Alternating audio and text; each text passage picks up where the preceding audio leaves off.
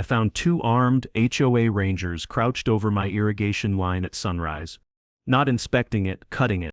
And this vineyard? It isn't in their HOA, not even close. One of them jerked upright when he saw me, hand drifting toward a sidearm like he'd trained for this moment in his bathroom mirror. "Sir," he said, tapping a cheap chest cam, "we're conducting an emergency resource authority check." "On whose property?" I asked. He didn't answer. Instead, he lifted a clipboard with a laminated map, lines drawn where no boundaries existed. The kind of forgery you make at 2 a.m. with bad lighting and worse intentions. "This area falls under secondary jurisdiction," he tried again. I raised the real county map, stamped, signed, unshakable. Their confidence cracked. "Off my land," I said. They backed away slowly, like men retreating from something they didn't fully understand. But just before stepping onto the road, the shorter ranger leaned in, voice low enough to cut through the morning quiet. "You'll be hearing from our board." And just like that, I knew this wasn't over. It was just the opening shot. Sunrise usually brings calm to this place. A slow wash of gold across the vines, dew catching the light, rows stretching out like quiet soldiers waiting for orders that never come. Out here, the world moves gently. No sirens, no alarms, no shouting neighbors with clipboards. That's why I bought this land. After 15 years as a wildfire investigator, walking through ash, tracing burn scars, breathing smoke thick as wool, I wanted silence. Not the empty kind, the earned kind. Every day follows the same rhythm now. Check the soil, walk the rows, tighten a few wires, listen to the wind roll through the leaves. It's simple, honest work. The vineyard doesn't lie, it doesn't scheme, it just grows. At least, it used to. Because right after those fake HOA rangers left my property, something tugged at me, a small itch of instinct I hadn't felt since the investigation days. I walked the northern fence line, letting the light climb behind me, and that's when I saw it, fresh tire track. Not from a delivery truck. Not from a neighbor. Narrow tread, deep grooves, like an off-road patrol cart trying to stay out of sight. I crouched down, touched the soil, felt the moisture. Whoever drove through here came before dawn, long before the rangers showed up. And trouble, in my experience, never travels alone. They didn't even wait a full day. By mid-morning the next day, I heard footsteps, light ones, coming up my gravel path. Not boots like the rangers. Rubber-soled shoes, golf course shoes. 2 HOA volunteers stood outside my gate, holding clipboards like shields. Both wore pastel polos, colors so aggressively cheerful they felt like an insult after the sunrise confrontation. The woman smiled wide enough to show every tooth she owned. "Good morning," she chirped, voice bright enough to cut glass. "We're here for your environmental compliance review." I raised an eyebrow. The man beside her cleared his throat and lifted a thick stack of laminated papers, flowcharts, diagrams, maps with blue arrows running across them like veins. "We're assessing shared watershed zones," he said. "You may not realize your vineyard draws from a communal aquifer that affects Lakeside Ridge residents. My vineyard sat on its own well system, private, independent, drilled and certified years before their HOA even existed. They knew that. I opened the gate just enough to step out, not enough for them to step in. "Show me the map." The woman handed over a neatly printed sheet titled, "Watershed Impact Designation Proposal, Preliminary Draft." Draft. Meaningless. The kind of word bureaucrats hide lies behind. The map was a mess of colored lines, my property outlined in yellow, the HOAs in green, connected by a big thick blue scribble that was supposed to represent a natural water flow. Except the flow didn't exist. There's a real creek that feeds the HOA ponds. It's a quarter-mile south of my land. But the map pretended it passed straight under my vineyard. My jaw tightened. "This is wrong." The man gave a sympathetic nod, the kind people use when they're not sympathetic at all. "Well, actually it's an early model. Your hydrologist," I cut in, "is using crayons." The woman blinked fast, offended but trying to hide it. She flipped a page over, revealing a form titled, "Emergency Water Access Authorization, Temporary." Temporary. Another meaningless word. "We just need a quick signature," she said sweetly. "Just so we can begin monitoring your well output. Standard procedure." Standard procedure, my ass. Behind them, another volunteer, one I hadn't noticed, was standing by my well pump, quietly snapping pictures with his phone. And that's when it clicked. This wasn't about water. This wasn't about environment. This wasn't about compliance. They were building a narrative, a trail of evidence, photos, paperwork, forms, fake maps, a file they could point to later and say, "See, his property affects the community, we warned him." The man at the well pump lifted his phone again. I walked toward him deliberately, boots crunching hard on gravel. "You get one picture," I said, staring him down. "Delete the rest." He froze mid-tap, throat bobbing. He wiped at his screen, badly pretending to delete anything, and hurried back to the other two. The woman clasped her hands together.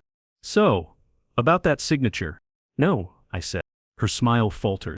"Sir, refusal to cooperate may result in you leaving my property," I finished. "And you're going to do that now."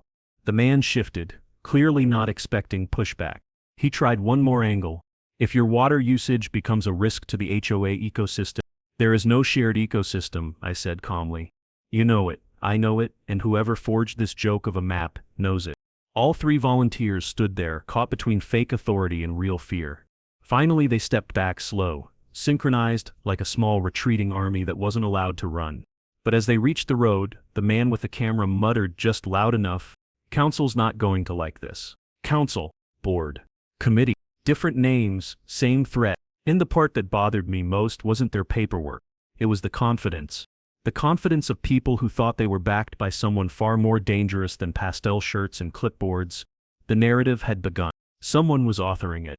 And I had no doubt I'd be seeing their next chapter soon. I didn't see him arrive. Men like Lucas Brandt choose their entrances carefully. Always timed, always calculated, always meant to make you feel like you missed something. I was tightening a trellis wire along the west row when I heard the engine. Low idle, heavy. Too heavy for a volunteer's hatchback, too smooth for county trucks. I straightened, wiped my palms on my jeans, and watched a matte black SUV crawl to a stop just outside my gate. The door opened slowly, almost ceremonially, and the man who stepped out looked like a walking costume department. Black tactical vest, overloaded with pouches he didn't need. Boots laced too tight, brand new, no scuffs.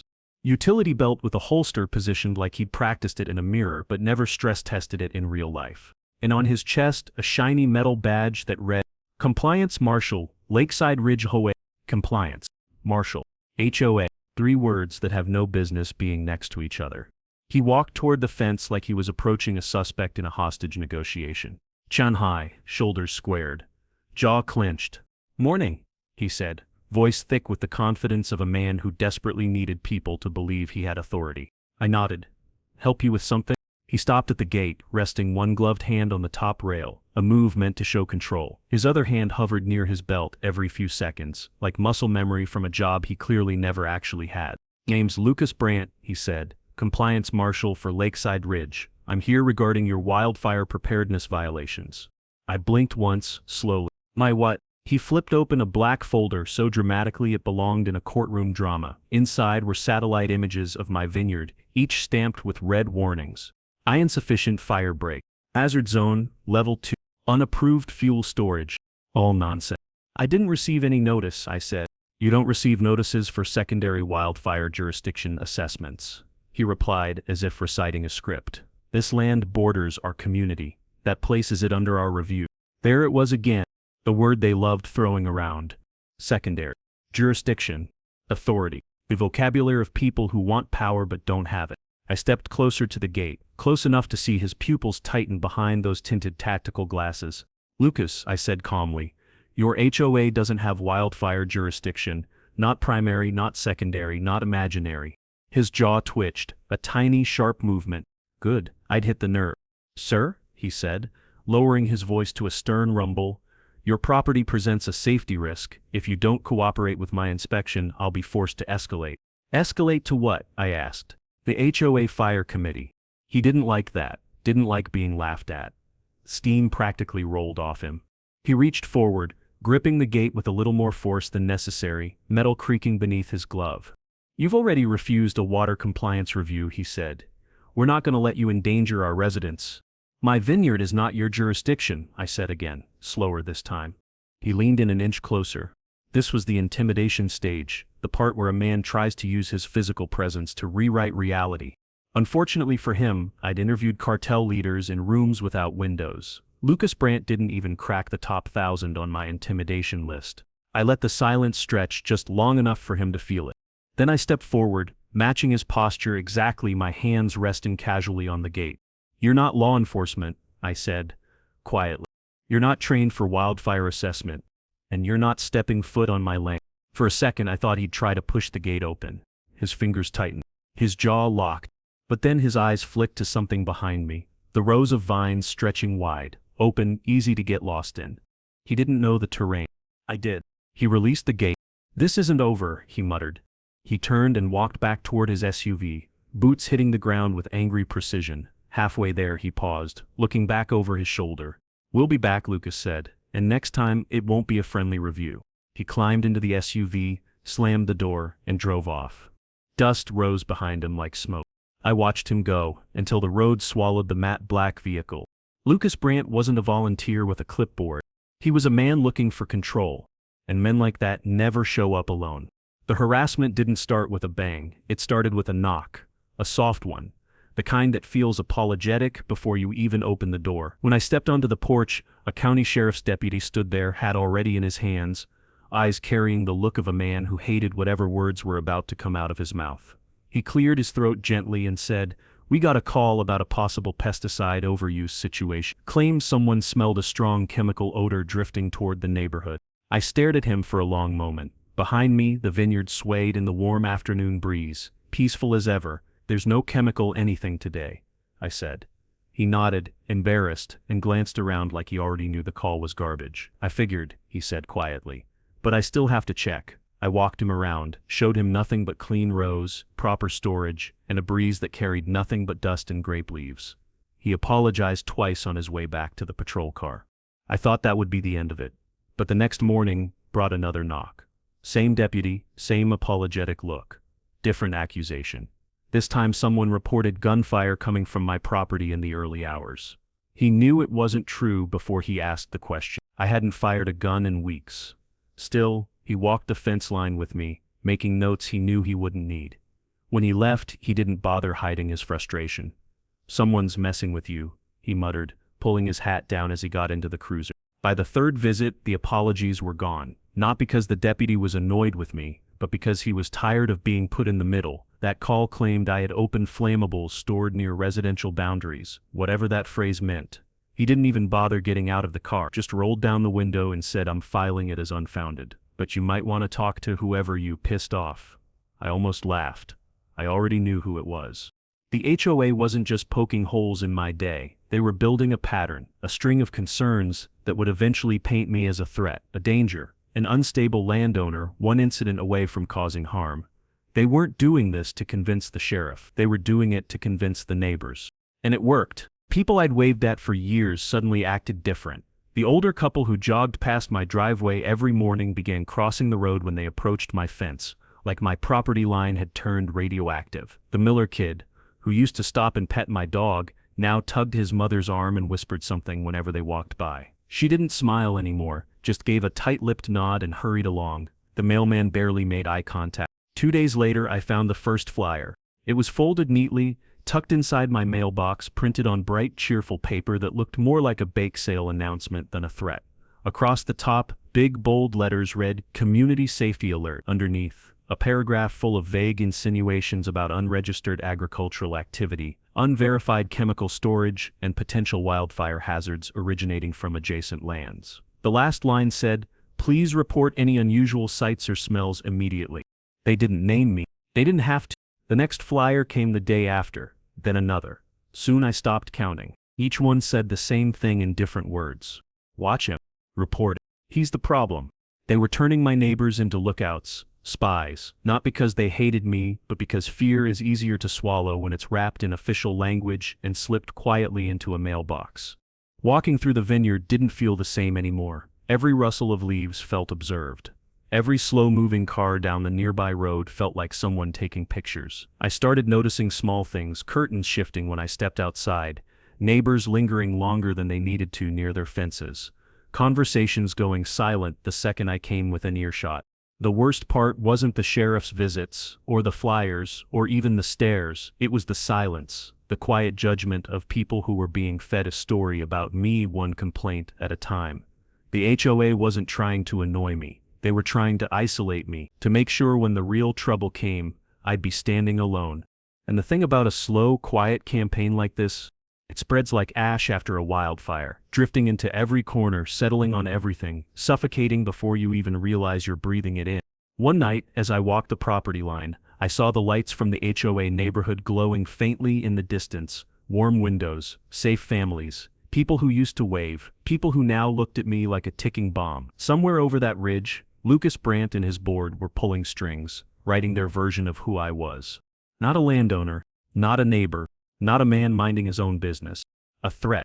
That's when I knew the harassment wasn't a phase. It was the opening act, and they weren't stopping. Not until they got what they wanted. It started with a glint, just a small, sharp flash of sunlight in a place where sunlight had no business bouncing from. I was walking the eastern row at dusk, checking drip lines before the night cooled, when something caught my eye near the top of a telephone pole by the property edge. A tiny blink. Metallic. Too deliberate to be an accident. I stepped closer, squinting against the fading light. There it was again, one precise reflection, like a star that forgot its place in the sky. I moved under the pole, planted my boots in the gravel, and tilted my head. Mounted near the crossbar was a small box. Charcoal gray, no larger than a paperback book. A solar panel striped across the top, angled perfectly toward the afternoon sun. Cables ran down the pole, not messy utility cables but neatly stapled black wiring that disappeared into the brush behind my fence. And on the side of the device, barely visible unless the light hit it just right, was a glossy sticker with a pinecone emblem and the words, Lakeside Ridge Hazard Watch Program. Hazard Watch. Another phrase the HOA invented to feel important. I didn't touch it, didn't yank it down. The investigator in me, the one I thought I'd retired when I traded fire scenes for grapevines, knew better. I pulled out my phone, zoomed in, snapped photos from 3 angles, then stepped back and walked a slow half-circle around the pole, documenting every inch of wiring until I lost the trail in the brush. The thing watching my land wasn't just a camera, it was a node, a hub, part of something larger. The wind stiffened, rattling the grape leaves softly, and the shadows deepened around the trunks. I headed toward the house, my boots crunching on gravel, but I had only made it 10 yards when something moved in the corner of my vision. A faint whir, a soft hum, then a small drone drifted from behind an oak tree, hovering about 30 feet above my yard. Not a toy drone, not a casual hobbyist's quadcopter. A surveillance drone. Silent rotors, stabilizer lights covered with tape, the kind you use when you want to watch someone without being obvious, except whoever was piloting it wasn't nearly as good as they thought. I stopped walking and looked straight at it. The drone dipped slightly, as if surprised to be seen, then it backed up slow and unsure, like a child who touched something hot. It rose higher, drifted toward the HOA ridge, and vanished behind the trees. I exhaled once, slow and steady. This wasn't pests or petty complaints anymore. This was surveillance, coordinated, funded, deliberate. They weren't just watching my house. They were mapping my routines, my movements, my property. And someone with authority, real or imagined, was leading it. I headed back toward the house, my mind already piecing the puzzle together. But as I passed the old cedar near the porch, another flash caught my eye. Lower this time, closer. I stepped toward the trunk. The bark looked normal until I noticed a small rectangle, the size of a matchbox, painted the same shade of brown as the tree, almost invisible. I leaned in. It wasn't bark. It was plastic. A tiny camera lens stared back at me from a hole no wider than a grain of rice. Another device, another installation, another pair of eyes. I pulled my hat lower, stepped back, and scanned the trees around the yard with fresh eyes. 2 rows over, something else flashed. Another camera tucked between the branches of a pine. This one less sophisticated, with a small battery compartment taped crudely to the back. Different brand, different model. Someone had installed this one personally, not as part of a system. I didn't need a signature to know whose handiwork it was. The angle was too aggressive, too tactical, pointed directly at my porch like someone was expecting a firefight on a quiet country evening. Lucas Brandt thought he was subtle.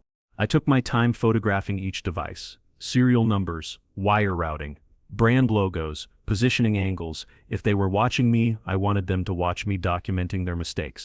When I went inside, the house felt heavier. The air tight with the kind of silence that says someone else has been in your space, even if only digitally.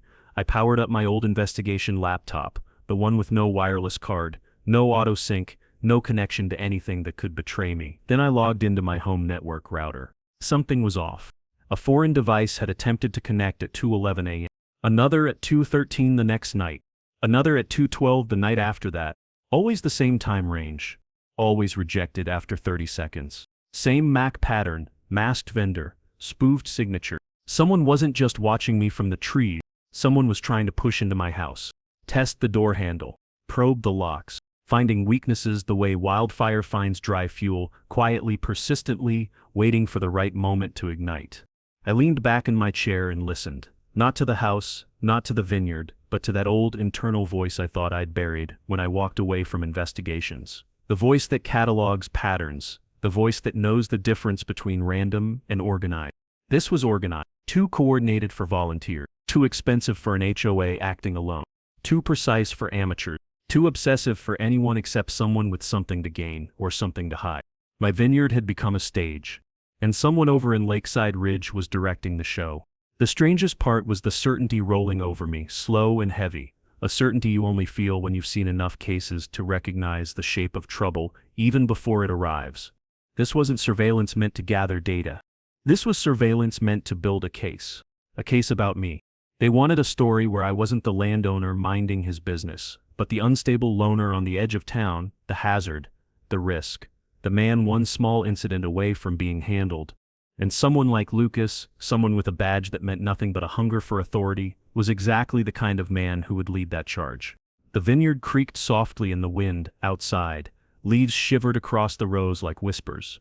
Somewhere out there behind a lens or a monitor, someone watched the movement, convinced they were the hunter. But they weren't. And before this was over, they were going to learn just how badly they'd misjudged the quiet man, growing grapes at the edge of their perfect little community. It was close to 9 at night when I heard the soft tapping on my side gate, not the kind of knock someone uses when they're confident. This one sounded like guilt, or fear, or both. I stepped out onto the porch light low, the vineyard behind me swaying in the warm breeze. A shadow stood at the gate, thin, jittery, shifting his weight from foot to foot like he was trying not to run away. When I opened the latch, I recognized him immediately. Ethan Cho, the HOA's finance guy. The one who always stood in the back during meetings, clutching his paperwork like a life jacket. Tonight, he didn't have a clipboard. Or confidence. Just a face pale enough to match the moonlight. He stepped inside only after checking the road twice. "Please," he whispered. "Keep the light low." I pointed him toward the porch steps. "Sit." He didn't sit. He hovered, hands clenched, breath shaky, eyes darting around like the shadows themselves might be listening.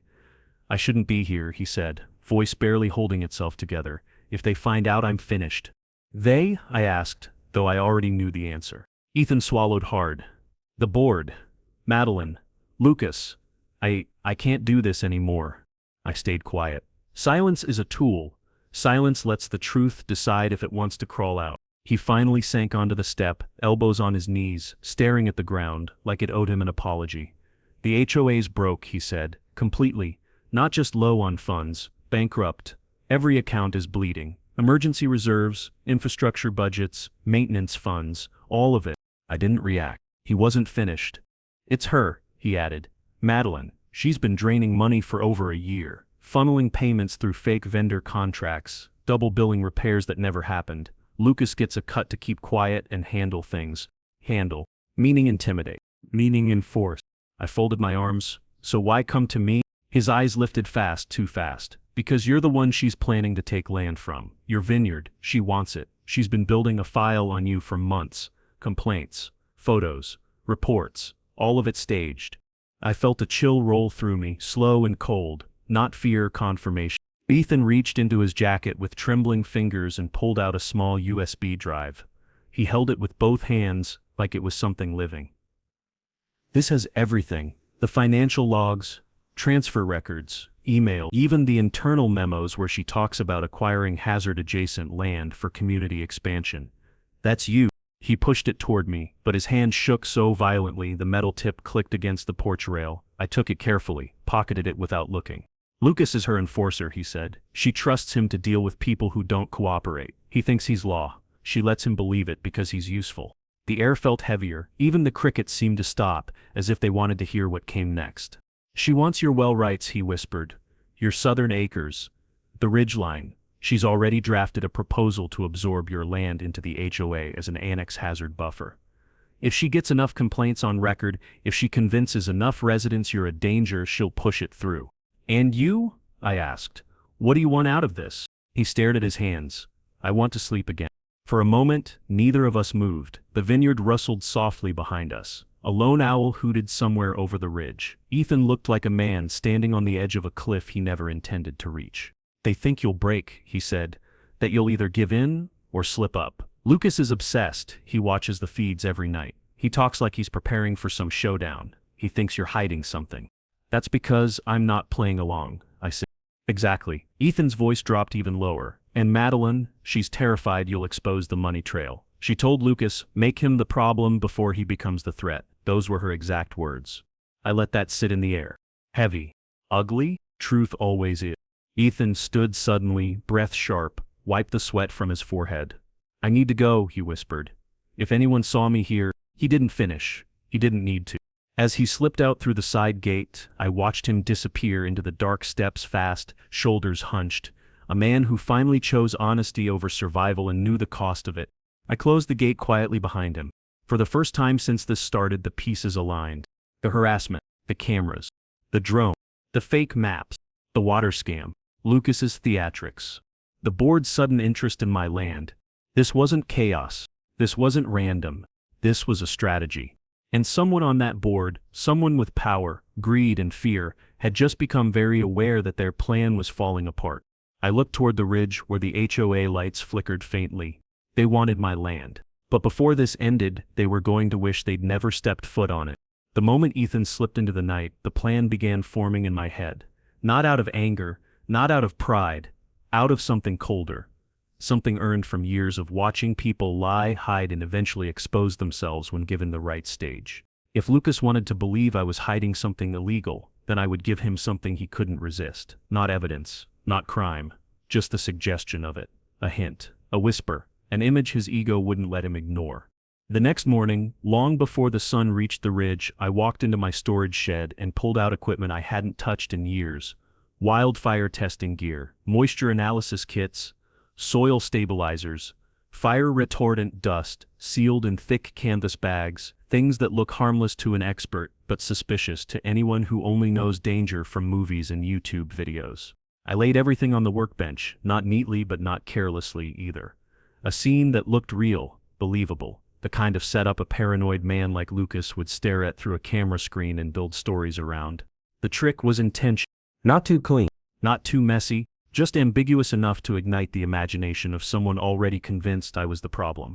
I positioned 2 bags of fire-retardant powder on the tailgate of my pickup, the white dust faintly coating the edges of the canvas. Next to them I placed moisture meters, coiled hose, and an unlabeled metal canister that was nothing more than old equipment for controlled burn tests. Legal, boring, but under low light, suspicious. Then I waited for dusk. At sunset, when shadows stretched long across the yard and the vineyard grew quiet, I turned on the shed's inside light, the one aimed directly at the open doorway. Bright enough to illuminate shapes, dark enough to hide details. Exactly the kind of light a cheap camera would struggle with. I made sure one of the HOA's hidden cameras had a perfect angle. I documented all 5 and I knew which ones were wide angle, which ones were motion triggered, and which ones were installed by someone who fancied himself a tactical operator. That last one pointed straight at my shed belonged to Lucas. Good. I called my vineyard assistant, Miguel, and asked him to help move the supplies, not the real ones. We used decoy bags filled with fire-retardant powder and crushed limestone. Perfectly lawful, perfectly innocent, but in dim light it looked like contraband. Miguel arrived just after 9, a good kid, hard worker. He didn't ask questions when he saw the scene. I'd coached him earlier. He stepped into the shed with me, his shadow stretching across the dirt. "You sure you want this all moved tonight?" he asked loudly. I nodded, making sure my voice carried just enough. "Yeah, they've been sniffing around too much. Don't want anyone stumbling onto this stuff." Miguel gave the perfect nervous glance toward the open doorway. "You think they're watching?" "I know they are," I said. "So let's not keep it out in the open. Make sure the bags are sealed tight. Last thing I need is someone asking questions about that white powder." I said it casually, deliberately, the way a guilty man might say something he wishes he hadn't. Miguel played along beautifully. "Got it, boss. I'll load the truck. No one will see a thing." We moved slowly, deliberately, making sure the camera had clear shots of every lift, every bag, every tool passed between us. Not theatrical, just suspicious enough to feed the imagination of a man already convinced I was hiding crime. After 20 minutes, the scene was perfect. A half-loaded truck, a shed full of ambiguous gear. White dust on the floor. Equipment arranged like a puzzle, meant to be misread. Then I did the most important part. I killed the light. A sharp click echoed, and the shed fell dark, leaving only the faint glow from a distant yard lamp and the soft hum of cicadas. To a watcher, it looked like we were hiding everything.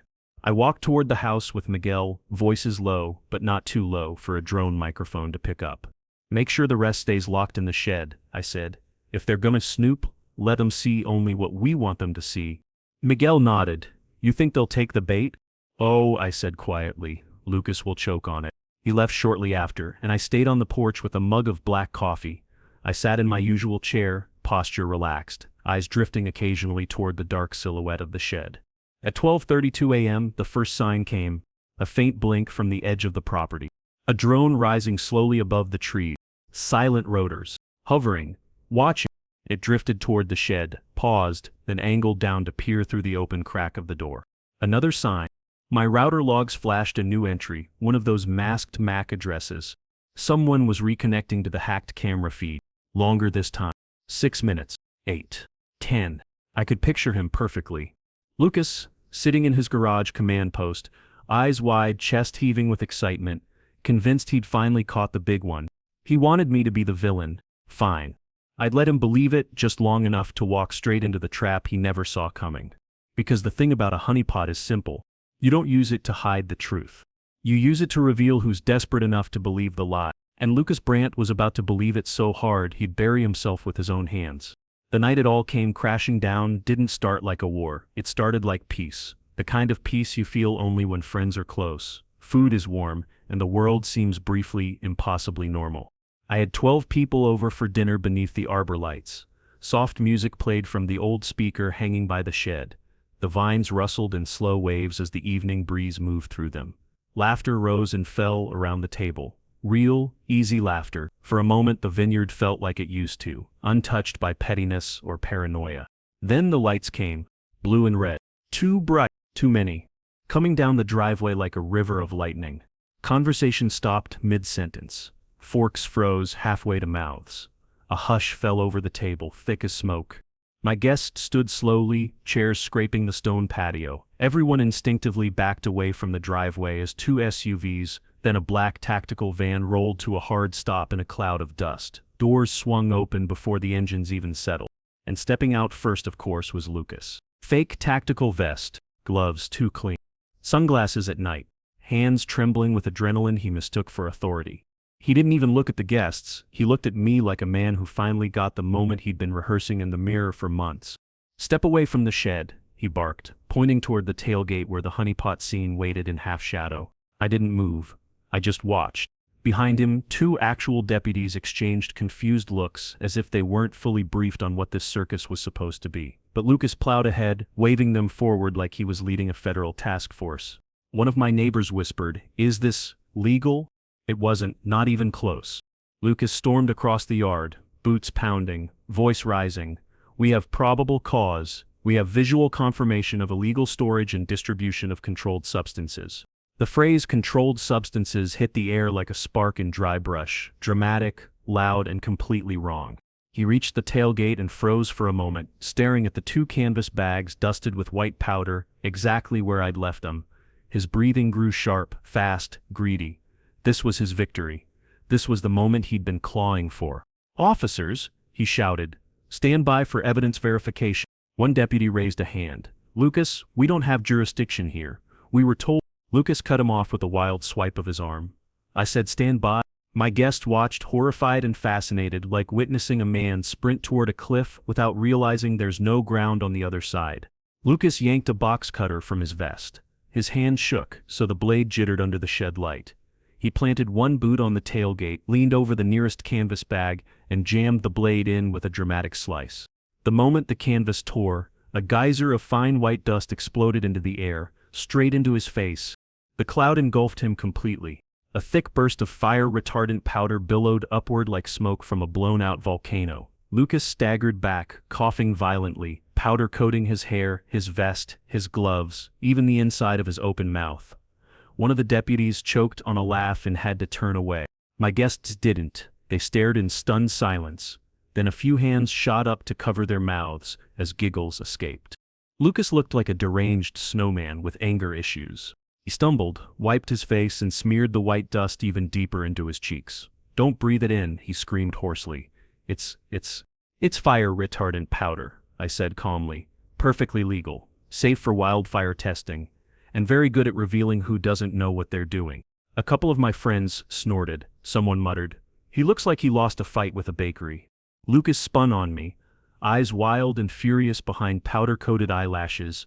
"Arrest him," he shouted. "He's hiding drugs. I saw him moving bags late at night." A deputy stepped between us, holding a hand up. "Hold on. How did you see that?" Lucas blinked, and blinked again. The deputy folded his arms. "You said you had visual confirmation. From where? From whose feed?" Lucas hesitated. Just 1 second, one tiny flicker of panic across his powdered face, but it was enough. Everyone saw it, everyone felt it. "You accessing his private cameras?" the deputy asked, voice low. "Dangerous. Controlled." Lucas opened his mouth, closed it, opened it again. We have community oversight authorization." "No," the deputy said, "you don't." Another deputy walked to Lucas's side, hand casually resting near his cuffs. "Lucas Brandt," he said, "I need you to stop talking unless you want to make this worse."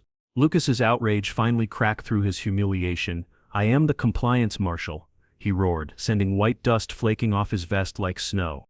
"And I'm the one with actual jurisdiction," the deputy said. "Turn around." "What? No, you can't. This is my operation." "It's over." Lucas stepped back, eyes darting, chest heaving. He looked at the mess he'd created, the powder, the shed, the stunned guests, the real deputies shutting him down. He looked like a man realizing the world wasn't going to bend the way he thought. Then came the final blow. One of the deputies held up a body cam. "We've got this whole thing recorded. That includes you admitting you've been watching private surveillance feeds." Everything went still. Even the night air seemed to pause. Lucas broke. Not loudly, not dramatically. His shoulders sagged, his arms dropped, his voice cracked in a tiny defeated whisper. "It wasn't my idea." That was the moment the raid officially died. The deputies moved quickly after that. They took his box cutter, took his vest, took his wrists, and clicked them behind his back. Powder puffed off him with each movement. My guests watched in stunned silence as they walked Lucas toward the van, leaving a trail of white footprints in the dirt. And just when I thought the night couldn't get stranger, a deputy approached me quietly.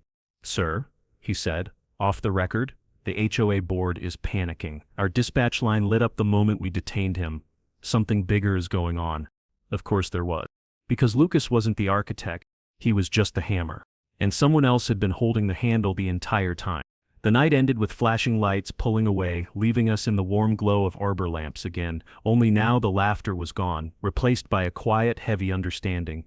The HOA had declared war, and now the law knew it too. By sunrise, half the town had already heard that the compliance marshal of Lakeside Ridge was hauled off my property looking like a powdered pastry with a badge. But rumors move like wildfire. They change, twist, exaggerate, and I didn't want exaggeration. I wanted truth. Hard, undeniable, permanent truth. So at 8:30 sharp, I loaded my truck with the posters I'd printed overnight, surveillance screenshots, forged hazard maps, fake complaint logs. Not speculation, not theory, evidence. I parked 50 yards from the HOA gate where the road narrowed between two old oak trees. That gate was their pride, the entrance to their perfect kingdom. Today it would be the place that cracked the illusion wide open. I set up a folding table, one microphone, a box of printed documents. Nothing fancy, nothing aggressive, just facts under morning sunlight. People noticed fast. Dog walkers slowed, joggers stopped, cars rolled by, hesitating, backing up, parking along the shoulder. They came in twos, then tens, then clusters. Residents in pastel polos, retirees clutching coffee mugs, moms with strollers, all of them wearing that same confused expression, the look of people who suddenly realized they'd missed something important. I greeted them one by one, no speeches. Not yet, just a simple line. "I want you to see what your HOA has been doing. You deserve the truth." When the crowd reached 30, I stepped behind the table. Conversations hushed. Even the birds quieted on the power lines as if waiting. I held up the first poster, a grainy night vision image of my own backyard, taken from a camera I never installed. Gasps rippled through the crowd. One woman pressed a hand to her chest, another whispered, "Dear God, that's your porch." A man in a fishing hat shook his head. What is this? Who took that? Your HOA, I said. Specifically a surveillance network paid for with your dues. Cameras hidden on poles, trees, and private properties. Without your consent. Murmurs rose, sharp, angry, frightened. People started checking the trees around them like the leaves might blink back. I lifted the second board. This is a forged hazard map. The same map your board used to justify inspecting my well, my land, my water lines. Lines were drawn over property boundaries. Labels were added that don't exist. The county has confirmed none of this is real. A man stepped forward, face flushed. My property's on that map. They told me we were in a wildfire buffer zone.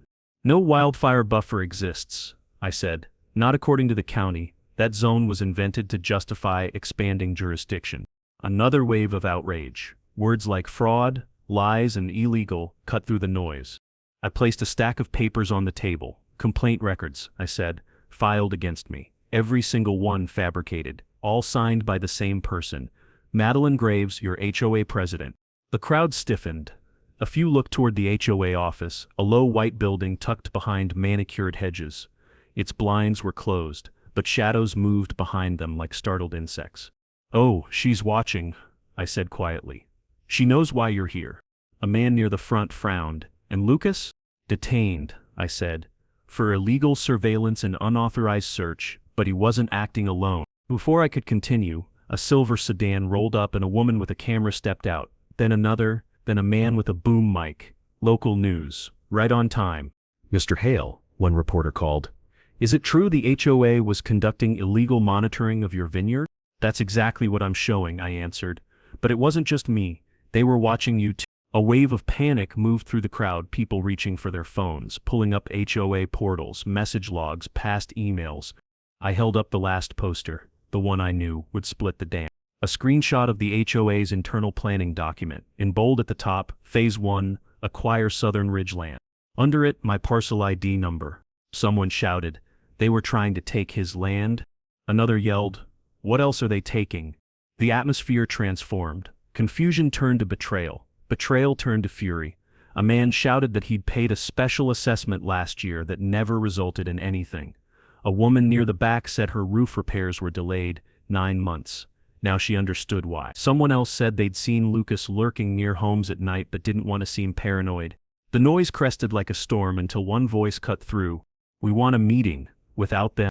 Heads nodded. People raised their hands. A spontaneous vote. Right there on the roadside. Every hand went up.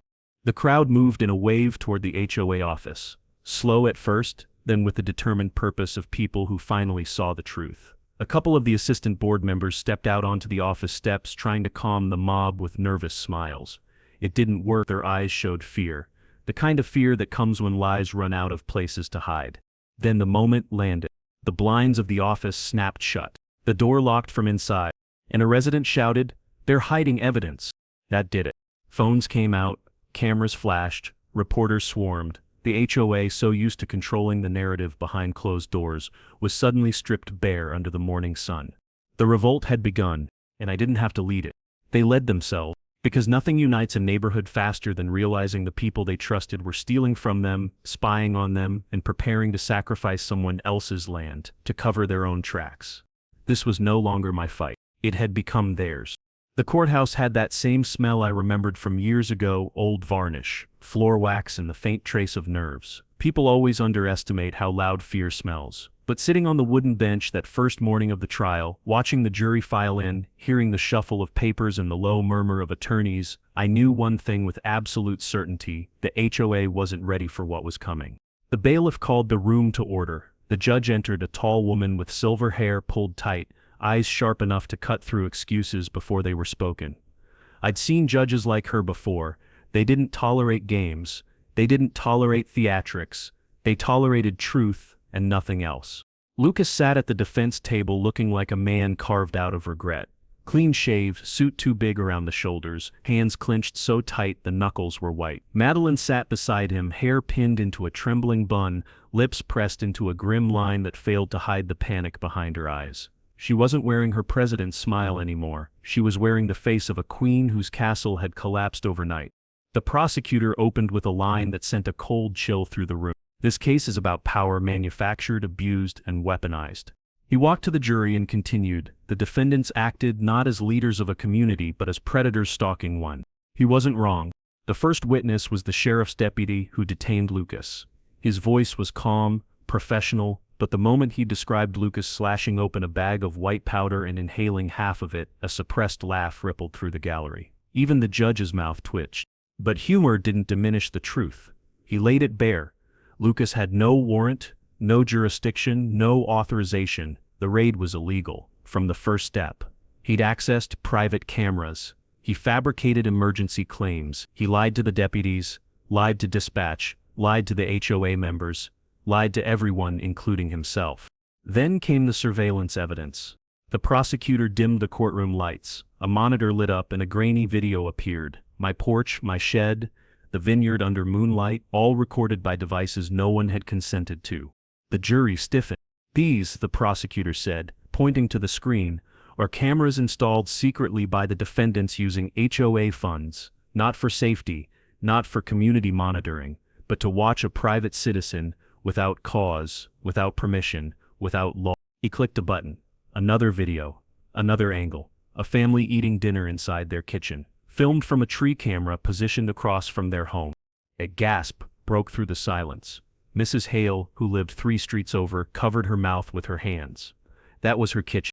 The prosecutor didn't soften the blow. Every resident on this map, he lifted a board marked with dozens of colored pins, was watched without their knowledge. The defendants lied about community safety to justify violating civil rights. Lucas shifted in his chair, sweat collecting on his brow. Then came Ethan.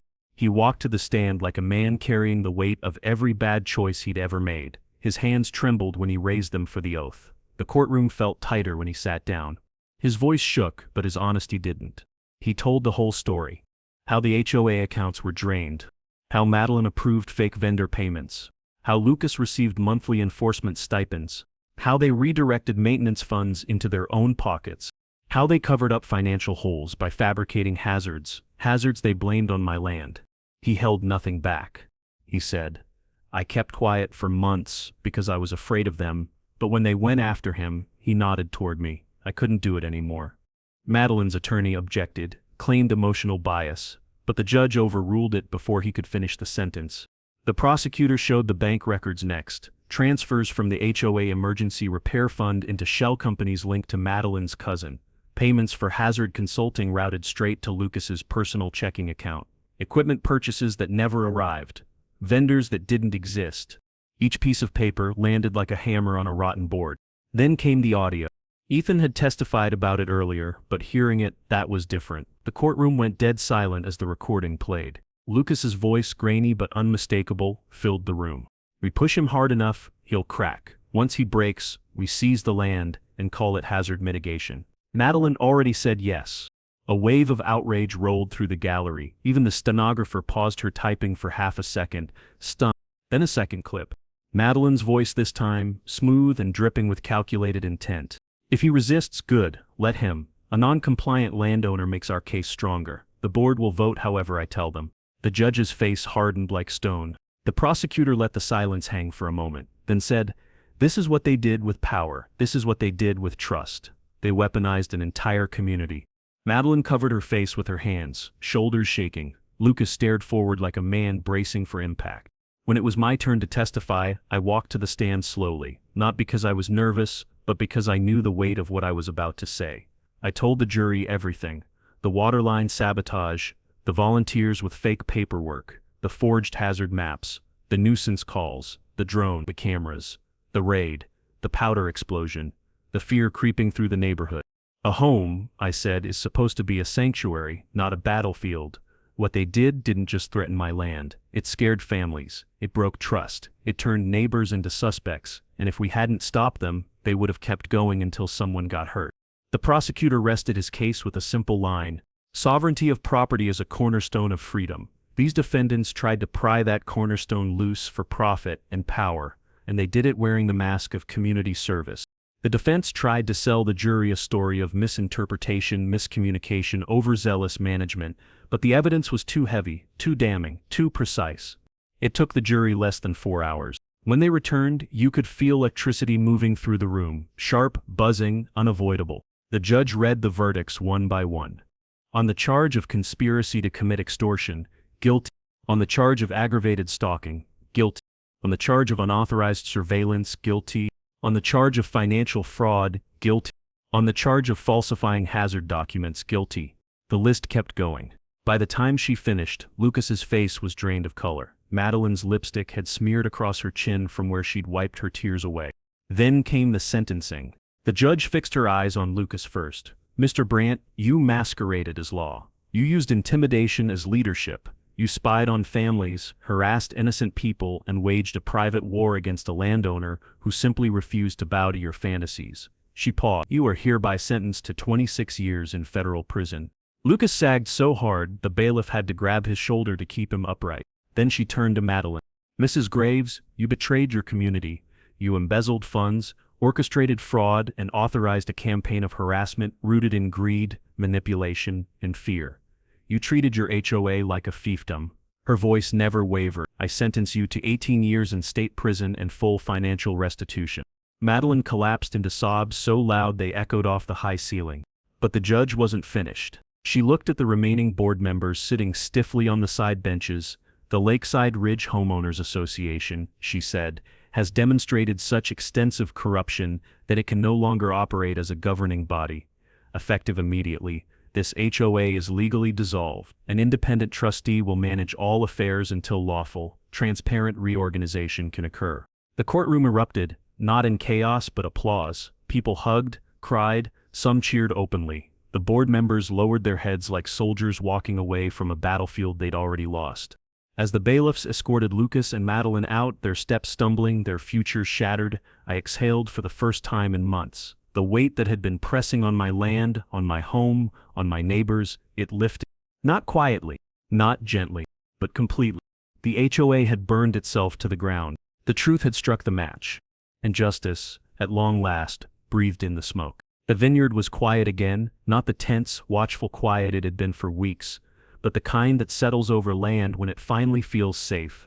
The first thing I did after the trial was walk the perimeter with a ladder and a pair of wire cutters. One by one, every hidden camera came down, the HOA surveillance box on the pole, the bark-colored button cam in the cedar, the cheap wildlife trap camera pointed at my porch. I dropped each one into a garbage bin, listening to the clatter of plastic hitting metal like closing chapters.